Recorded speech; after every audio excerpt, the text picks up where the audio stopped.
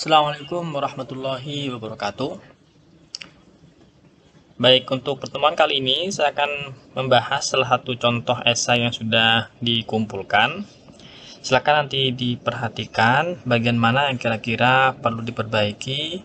Tidak hanya pada contoh esai ini, tetapi juga lebih kepada bagaimana mengembangkan esai atau topik dalam sebuah subject matter yang kalian tulis. Baik, saya akan mulai dari contoh esai ini, salah satu contoh esai yang sudah dikirim di kelas. Kita perhatikan di sini dia menggunakan contoh kasus atau topik obesity sebagai bahan untuk ditulis di esainya. Kita pertama akan lihat dulu thesis statement.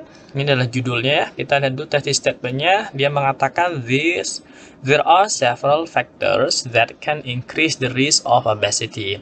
These factors are also easy to identify.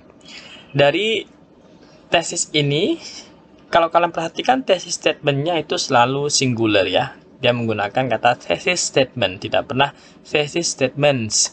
Sehingga klaim dalam tesis ini atau tesisnya itu harus berupa tesis tunggal. Nah, dari sini ini sudah tidak mengindahkan atau tidak sesuai dengan kaidah yang diharapkan dari essay writing, di mana sebuah tesisnya itu seharusnya memiliki atau terdiri dari satu klaim saja. Apakah akan mengatakan there are several factors sebagai informasi, atau these factors are also easy to identify. Jadi itu yang permasalahan pertama dari sebuah tesis. Kalau tesisnya bermasalah, nanti mestinya supporting paragrafnya juga akan bermasalah. Karena apakah paragraf yang kedua ini, pada paragraf pertama, akan merujuk atau mendukung klaim pada these factors are easy to identify, atau lebih kepada penjelasan bahwa ada beberapa faktor yang dapat menyebabkan atau menambah resiko obesity, sehingga nanti tidak akan berkelindan antara thesis statement dan supporting paragraph. Oleh karena itu, tesis seperti ini sebaiknya direformulasikan agar terdiri dari hanya satu umbrella, satu klaim saja tentang apa yang akan dijelaskan. Apakah akan fokus menjelaskan resiko-resiko obesity atau faktor-faktor yang menyebabkan resiko obesity meningkat atau bagaimana. Kalau kita perhatikan di sini supporting paragraph pertama dia mengatakan consuming unhealthy food sebagai supporting sentences dari supporting paragraph dari tesis ini. Tapi kita juga akan kebingungan apakah ini akan mendukung faktor yang dapat meningkatkan obesity atau malah kepada faktor yang easy to identify. Begitu pula kepada supporting paragraph yang kedua. Nah, ingat kalau mau yang pertama dia harusnya increase ya, tidak menyebabkan obesity, tapi increase the risk of obesity.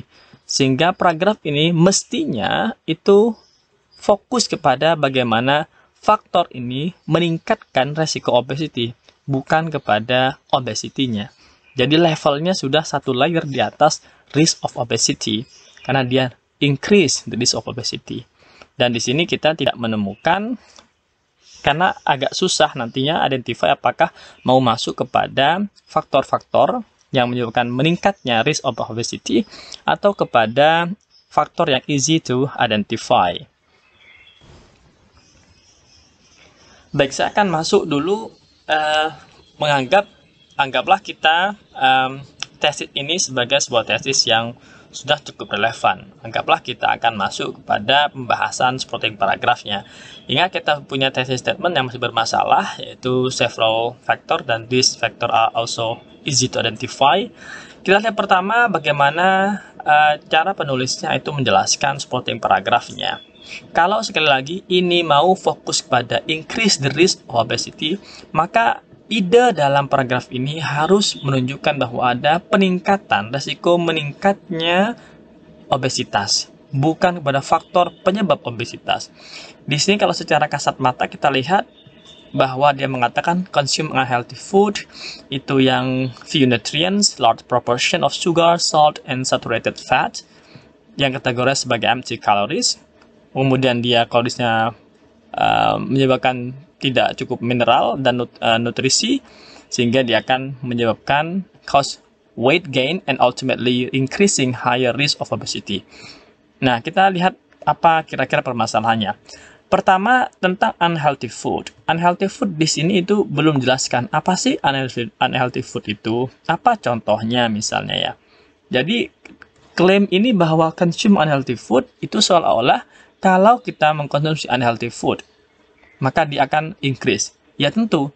Jadi, klaim pertama, consume unhealthy food, itu sudah menjadi salah satu faktor yang menurut penulisnya berkaitan secara langsung ya. Jadi kalau consume unhealthy food maka akan meningkatkan resiko. Oke, masalahnya adalah selain klaim yang tadi, yaitu apa sih unhealthy food itu? Apa contohnya? Kalau misalnya mau pakai pada definisi yang contain few nutrient and large proportion, itu kan perlu diberikan contoh, ilustrasi bagaimana kok bisa antara few nutrient and large proportion of sugar itu nanti menyebabkan atau meningkatkan resiko obesity.